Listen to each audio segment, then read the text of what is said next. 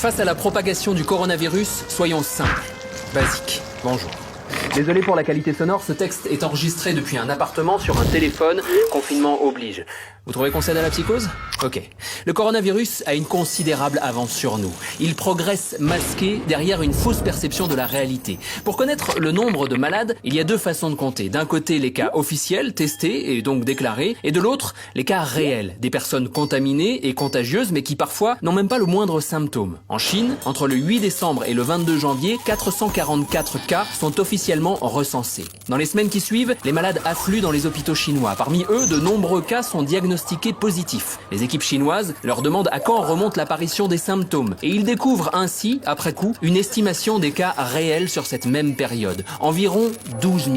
27 fois plus que les cas officiels. Voilà l'avance que le virus a sur nous. Vous pensez que c'est spécifique à la Chine ? Erreur. En France, il n'y a aucun dépistage systématique de l'ensemble de la population. Le nombre de cas réels est nécessairement considérablement supérieur aux cas officiellement dépistés. Ce n'est pas un complot, juste une réalité. Partant de là, à chacune de nos sorties, nous jouons le jeu du virus. Car le Covid-19 ne se propage pas tout seul. Il voyage avec nous, même sans symptômes, et se répand par nos interactions sociales. Chaque personne contaminée peut infecter 2 à 3 individus, soit presque le double d'une grippe classique. Gardons ça en tête et revenons aux chiffres. 20% des cas nécessitent une hospitalisation, 5% une place en unité de soins intensifs et environ 2,5% une aide très intensive. Aujourd'hui, en France, nous disposons de 5000 lits de réanimation et 7364 lits dans les unités de soins intensifs. Et nous ne parlons même pas du personnel nécessaire pour administrer ces soins. Entre le 24 janvier et le 14 mars, 4500 cas officiels ont été confirmés,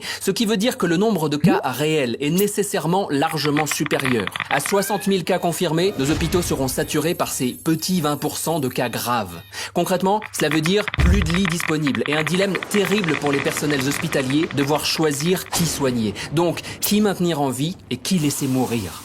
Dernier détail, le taux de mortalité de la grippe saisonnière est de 0,1%. Celui du coronavirus varie entre 0,5 et 5%. L'écart est simple à expliquer. Dans les pays ayant appliqué rapidement un confinement strict, comme la Corée du Sud, le taux de mortalité est sous les 1%. Dans les autres pays, comme l'Italie ou l'Iran, il varie entre 3 et 5%. Tarder à se confiner, c'est augmenter le nombre de morts de plusieurs milliers, voire dizaines de milliers. Voilà la réalité. Violente, brutale.